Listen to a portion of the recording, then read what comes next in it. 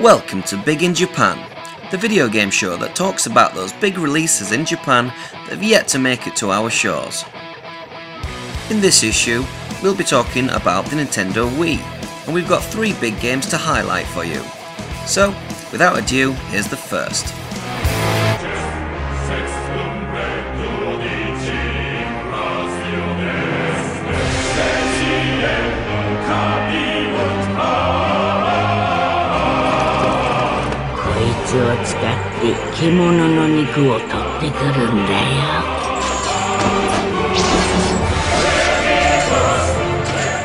The first game on this list is a game called Pandoras Tower.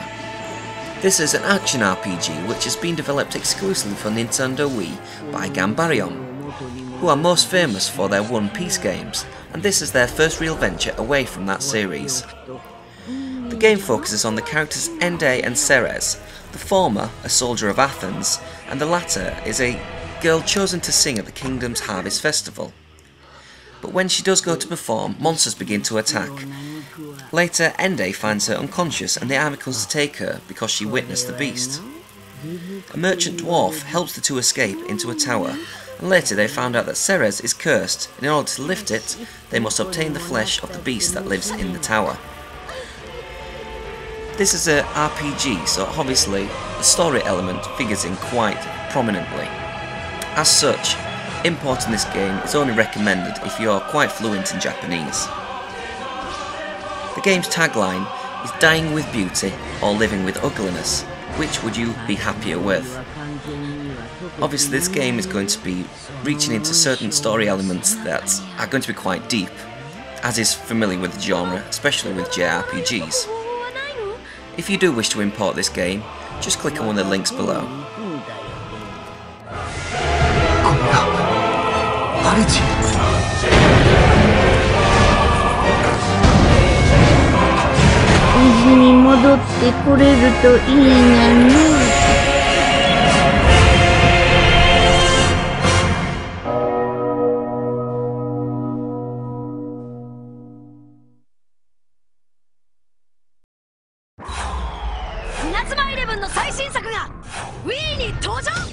The next game on this list is Inazuma 11 Strikers.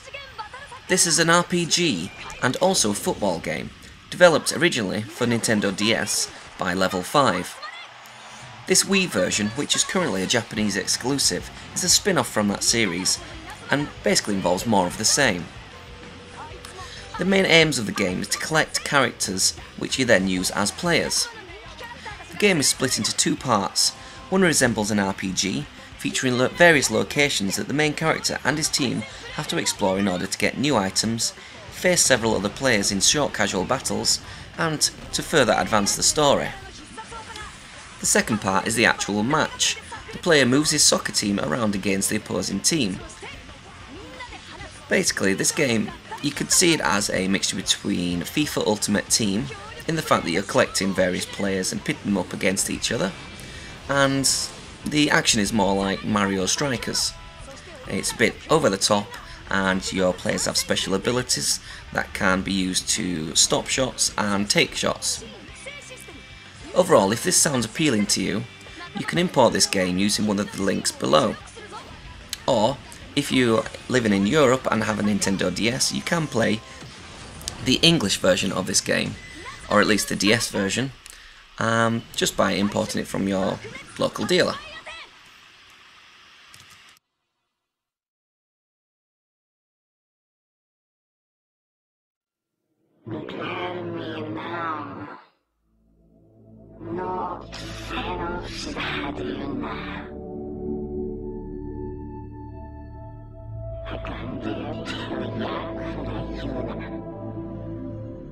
The final game on this list is a game that has been mostly ignored by Western media, which is a shame because it does look like a very exciting game. This is Earthseeker. It's currently a Japanese exclusive Wii game, and it's been developed by a studio called Meister. The game tells the story of the destruction of Earth. It's an action RPG that's due out in the next couple of weeks. The game kicks off on a post-apocalyptic Earth, all the world's human heritage gets packed into a spaceship and evacuated off the planet. But the spaceship crashes into another planet and its cargo gets scattered all over the place. The main ship's computer tries recreating Earth's ecosystem on this planet, but the crash affected it and it produces lots of messed up plant and animal life, which hugely impacts the land. Humanity has loaded ships with Earth's precious artifacts, but the ship's crash spread them everywhere, and the strange plants and animals aren't making things easy. And the planet's original inhabitants? They aren't happy about the crash or reworking of their planet, but they're willing to help the humans in exchange for booze. If this sounds like a fun game to you, which, to be honest, to me it really does, then you can import this game by clicking one of the links below, but by doing so, unless your Japanese is quite extensive, you will be missing out on most of the story elements, which would be a big shame. So hopefully this game will get a Western release, and I really advise just searching for more information about this game, because it does look rather stunning.